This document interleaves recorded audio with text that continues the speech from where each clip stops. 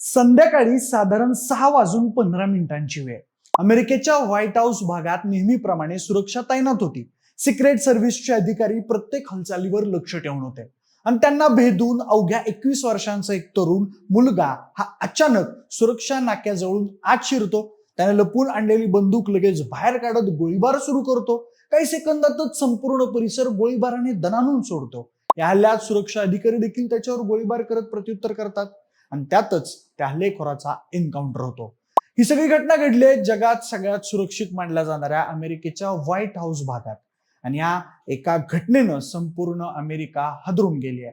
जगातील सगळ्यात सुरक्षित मानल्या जाणाऱ्या ठिकाणी हा हल्ला कसा काय झाला, हा हल्लेखोर कोण होता, त्याचं नाव काय, त्याने किती राऊंड फायर केले, तो व्हाईट हाऊस पर्यंत पोहोचलाच कसा, या हल्ल्यात किती लोक ठार झाले आणि कालच ट्रम्प यांच्या मुलीवरचा हत्येचा कट उधळून लावल्यानंतर आता ट्रम्प कुटुंबाला टार्गेट केलं जातंय का, जग पुन्हा युद्धाच्या उंबरठ्यावर उभं राहतंय का, या सगळ्या थरारक प्रश्नांची उत्तरं आपण या व्हिडिओच्या माध्यमातून जाणून घेऊयात.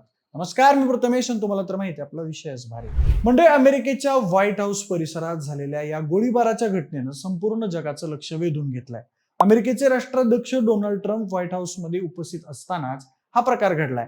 प्राथमिक माहितीनुसार संध्याकाळच्या सुमारास एक संशयित व्यक्ती व्हाईट हाऊस जवळील सिक्रेट सर्व्हिसच्या सुरक्षा तपासणी नाक्यावर पोहोचतो. त्याच्या बॅगेत शस्त्र होतं. अचानक त्याने बंदूक बाहेर काढली आणि सुरक्षा अधिकाऱ्यांवर फायरिंग सुरू केलं. सिक्रेट सर्व्हिस अधिकाऱ्यांनी क्षणाचाही विलंब न लावता प्रत्युत्तरामध्ये गोळीबार केला. त्यात तो हल्लेखोर गंभीर जखमी झाला आणि नंतर रुग्णालयात त्याचा मृत्यू देखील झाला. हा एन्काउंटर, ही पोलीस आणि हल्लेखोरामध्ये झालेली चकमक इतकी खतरनाक होती की त्यामुळे संपूर्ण अमेरिका हादरून गेली आहे. त्या हल्ल्यात एका सामान्य नागरिकाला देखील गोळी लागली आहे. मात्र कोणाच्या गोळीमुळे तो जखमी झाला हे अजून स्पष्ट झालेलं नाही आहे. अमेरिकन अधिकाऱ्यांच्या मते सिक्रेट सर्व्हिस मधील कोणताही अधिकारी जखमी झालेला नाही आहे. फक्त 10 ते 20 राऊंड फायरिंग झाल्याचं सांगितलं गेलं. तर काही प्रत्यक्षदर्शींनी 20 ते 30 गोळ्यांचे आवाज ऐकल्याचा दावा केला. आता त्यानंतर या हल्लेखोराची ओळख म्हणजे त्याचं नाव नसीर बेस्ट, वय अवघ्या 21 वर्ष. काही अहवालानुसार तो स्वतःला जीसस क्राइस्ट समजत होता आणि मानसिक तणावानं त्रस्त होता. त्याला याआधी व्हाईट हाऊस परिसरात अनधिकृत प्रवेश करण्याच्या प्रयत्नासाठी अटक करण्यात आलेलं होतं. त्याच्यावर स्टे अवे ऑर्डर म्हणजेच व्हाईट हाऊस परिसरातून दूर राहण्याचे आदेश देखील दिलेले होते. त्यामुळे हल्ला अचानक घडलेला असला तरी तो पूर्णपणे अनपेक्षित नव्हता. पण म्हणजे हा हल्ला का करण्यात आला, हा प्रश्न सध्या सर्वात मोठा आहे. अमेरिकन प्रशासनानं अजून ठोस कारण जाहीर केलेलं नाही आहे. मात्र सुरक्षा विषयक तज्ज्ञांच्या मते अमेरिकेत गेल्या काही महिन्यांपासून राजकीय तणाव अत्यंत वाढलेला आहे. ट्रम्प पुन्हा सत्तेत आल्यानंतर त्यांच्या विरोधात अनेक तीव्र प्रतिक्रिया उमटत आहेत. दुसरीकडे मध्यपूर्वेतील संघर्ष, विशेषतः इराण आणि अमेरिकेमधील वाढलेला तणाव यामुळे ट्रम्प कुटुंबाला लक्ष्य करण्याच्या धमक्या वाढल्या आहेत. या व्हाईट हाऊस हल्ल्याचा आणि ट्रम्प यांची मुलगी इवांका ट्रम्पवर रचलेल्या हत्येच्या कटाचा संबंध आहे का, याबद्दल अजून तपास सुरू आहे. मात्र दोन्ही घटना जवळपास एकाच काळात समोर आल्यानं हा संशय अधिक गडद झाला. त्याच इवांका ट्रम्पवर झालेल्या हत्येच्या कटामध्ये मोहम्मद बाकेर साद दाऊद अलिसादी नावाचा इराकी नागरिक आणि इराणच्या IRGCचा शूटर म्हणून चर्चेत आला. तर काही माध्यमांच्या माहितीनुसार हा व्यक्ती इराणच्या हिजबुल्ला या संघटनेशी संबंधित होता. त्याने इवांका ट्रम्पला लक्ष्य करण्याची शपथच घेतल्याचं सांगितलं जात आहे. कारण 2020 मध्ये अमेरिकेनं केलेल्या ड्रोन हल्ल्यात इराणी जनरल कासे सुलेमानी मारला गेलेला होता आणि त्याचा बदला घेण्याची भावना या कटामागे होती असं अमेरिकेच्या तपासामध्ये समोर आलं. त्यासोबत त्याच्याकडे इवांकाच्या फ्लोरिडा येथील घराचा नकाशा सापडल्याचाही समोर आलाय. अमेरिकन संस्थांच्या माहितीनुसार हा संशयित याआधी युरोप आणि उत्तर अमेरिकेत ज्यू समुदाय आणि अमेरिकन हितसंबंधांवर हल्ले घडवून आणण्याशी संबंधित असल्याचा आरोप आहे. त्यामुळे ट्रम्प कुटुंबावर वाढलेला धोका हा फक्त अमेरिकेतील राजकारणापुरता मर्यादित नसून आंतरराष्ट्रीय दहशतवाद आणि मध्यपूर्वेतील संघर्षाशी जोडला जातोय. मात्र दोन घटनांमध्ये थेट संबंध असल्याचं अजून कोणत्याही अधिकृत संस्थेनं जाहीर केलेलं नाही. सोशल मीडियावर अनेक अफवा पसरत आहेत.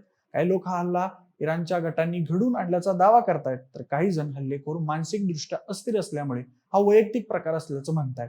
त्यामुळे उपलब्ध माहिती आणि अधिकृत तपास यांच्यात फरक ठेवणं महत्वाचं आहे. बाकी व्हाईट हाऊस परिसरातील सुरक्षेबाबतही आता गंभीर प्रश्न उपस्थित होत आहेत. कारण अमेरिकेच्या राष्ट्राध्यक्षांचं निवासस्थान जगातील सर्वात सुरक्षित जागांपैकी एक मानलं जातं.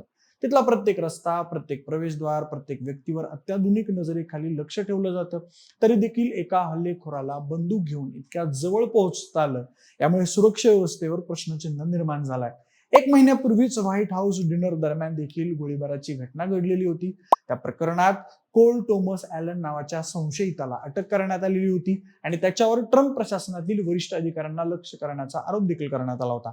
म्हणूनच या सततच्या घटनांमुळे अमेरिकेमध्ये राजकीय हिंसा वाढत असल्याचं चित्र सध्या खूप मोठ्या प्रमाणात दिसून येत आहे. ट्रम्प यांच्यावर याआधी हल्ल्याचे प्रयत्न झाल्याच्या घटना जगाने पाहिल्या आहेत. त्यामुळे आता ट्रम्प कुटुंबासाठी सुरक्षा अधिक कडक करण्यात आली आहे. विशेषतः इवांका ट्रम्प आणि त्यांच्या कुटुंबाला मिळणाऱ्या धमक्यांमुळे अमेरिकन सुरक्षा यंत्रणा अधिक सतर्क झाल्याचं सांगितलं जात आहे.